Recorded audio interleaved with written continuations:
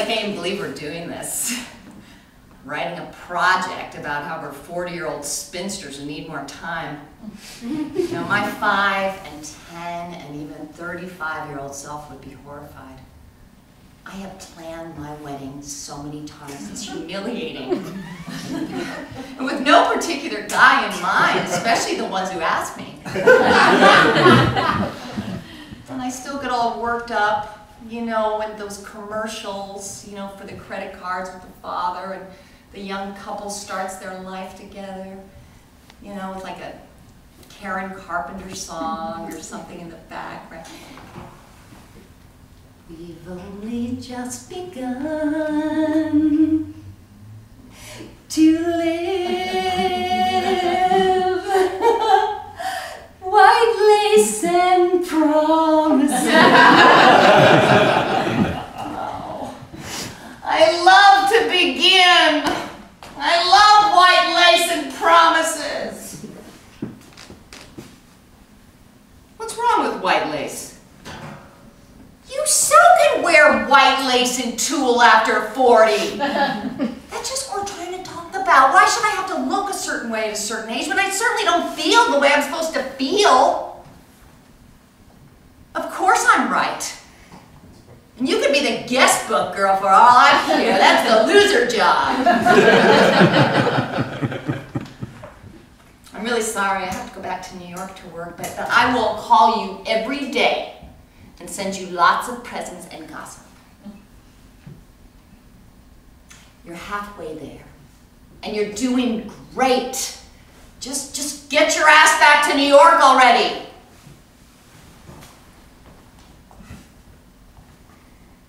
I know. I don't want to be a ma'am. I mean, who likes being called ma'am anyway? In our society, it just means old woman. Thank you, old woman. Can I help you, old woman? All men are just sir. Sometimes it seemed like we were yelling our ideas at each other, like we were actively fighting for our rights as women.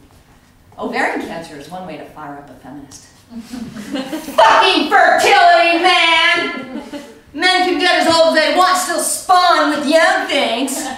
Is that power? One of their powers? Yeah. If men had a biological clock, if men got pregnant or even had periods, I want them to feel the constraints. Why won't they even try? Where is our representation in government? We are 52% of the population and still a minority. When I told my friends I was considering voting only for women, regardless of their politics, they went apoplectic. But I'm 40-something years old, and I don't feel like I still have the luxury of voting for the very best candidate.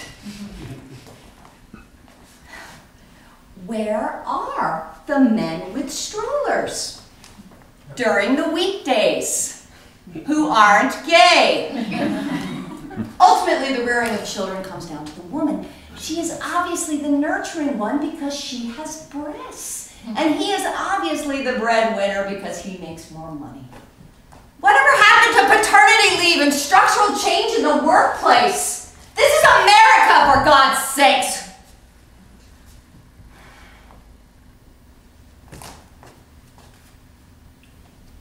Oprah is the most powerful woman on the planet and a huge role model. And she doesn't have a husband or kids. Why do I wish she did? And sometimes she couldn't talk at all. Oh man, I'm sorry. Oh,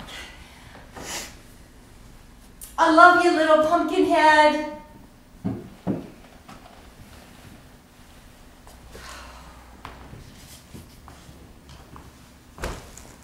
Elizabeth lived back in San Francisco for about 4 years. During that time, she latched onto the dot-com boom, made a lot of money, and even went on a safari in Africa. She also helped out her family, got a therapist, and started practicing yoga daily. During that same time, I ran out of money, had to get sober, and get a grown-up job. It occurred to me at least once that Elizabeth had saved me from myself in more ways than I knew.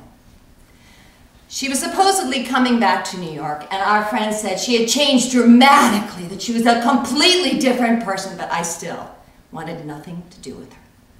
It was clear to me that my life was much more calm without her in it. Our showdown came at a friend's wedding in which we were both bridesmaids in Florida on the beach. For weeks, I practiced in my head how I would encounter her without engaging. I would become detached. I would not get caught up in her whirlwind. For all my resolve, the little imp wore me down. First, by being the bigger person and crossing the entire beach to say hello to me, both of us knowing I had placed my towel as far away from her as possible. Then there was a surprising hair emergency seconds before the wedding. Our friend, the bride, was one of the calmest, least fussy people on the planet. And she was completely losing her shit over an admittedly unfortunate hairdo. Somehow, being in the same room with Elizabeth and a highly unusual hissy hair fit made us laugh so hard that tears came to our eyes. Painful, stifled laughter that only we shared in a sea full of useless bridesmaids and flying hair products. She wanted me back in that moment. Who could resist reconnecting with the one person in the world who totally got you?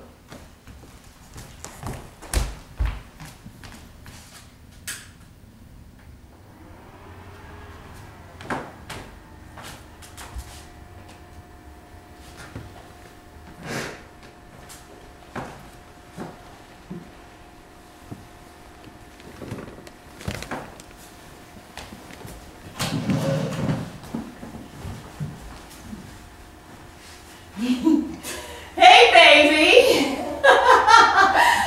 This is my costume. With our new video technology, I can now show you all the characters we've been talking about. And just for watching, I will include some personal gossip at the end of the tape. Okay? All right. Okay, this first one's sort of out there, and I need to learn some moves, and it's a little rough, so just don't laugh, okay?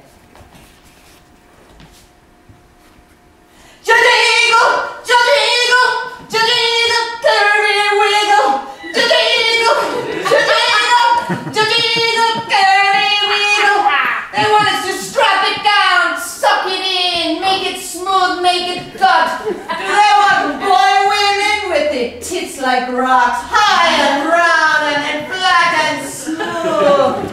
They don't want us to show our curves, ourselves. We are not boy women. Don't opposites attract? We are not men's.